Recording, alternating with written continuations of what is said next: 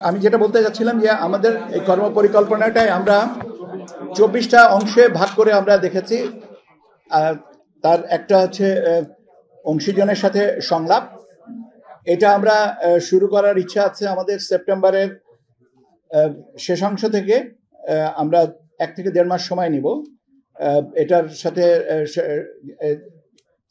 সুশীল সমাজ, রাজনৈতিক দলের প্রতিনিধি, বিশ্ববিদ্যালয়ের শিক্ষক, নারী সমাজের প্রতিনিধি, ইলেকট্রনিক অ্যান্ড প্রিন্ট মিডিয়ার ব্যক্তিত্ব যারা আছেন ইত্যাদি যারা আছেন তাদেরকে সবাইয়ের সাথে আমরা এই সংলাপ গ্রহণ করব এবং সংলাপের জন্য সময়সূচিগুলো আমরা পরবর্তীতে জানিয়ে দেব এবং আমরা তাদেরকে আনুষ্ঠানিকভাবেও আমন্ত্রণ করব। এটা আমরা সেপ্টেম্বরের শেষে থেকে শুরু করে নভেম্বরের 1 থেকে 1.5 মাসের মধ্যে আমরা কমপ্লিট করব। ইনসেক্ট রিপেলেন্ট মাস্টার ব্যাচ যুক্ত আরএফএল ওয়াট্রো, কাপড় যত্নে রাখার নাম্বার 1 সলিউশন।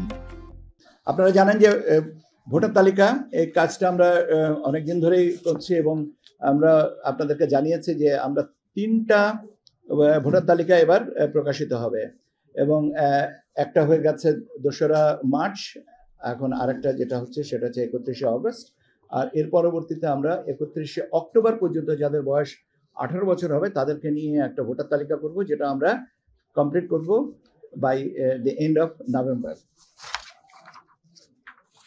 এর সাথে আছে আপনার নির্বাচন আইন বিধি সংস্কার এবং এর সাথে একটা আমরা নির্বাচন পরিচালনা বিধিমালা, নির্বাচন কর্মকর্তা বিশেষ আইন 1991 এবং নির্বাচন কমিশন সচিবালয় আইন 2009, এই 3টা এই মুহূর্তে আমাদের আইন মন্ত্রণালয়ে বিবেচনাধীন আছে। আর আমরা দুটো আইনের বিষয়, একটা বিধিমালা আর একটা আইনের খসড়া আমরা পাঠাবো, একটা আরপিও আর একটা হচ্ছে যে রাজনৈতিক দল ও প্রার্থীদের আচরণ বিধিমালা।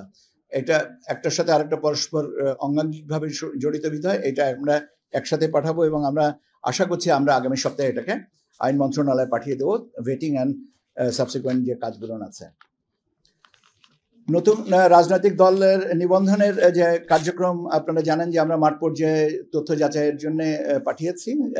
কয়েকটা অলরেডি আমরা কিছু কিছু জায়গা থেকে পাচ্ছি এবং এটা চলমান থাকবে এবং আমরা আশা করছি যে এটা আমরা সেপ্টেম্বরের ভিতরে কমপ্লিট করতে পারবো।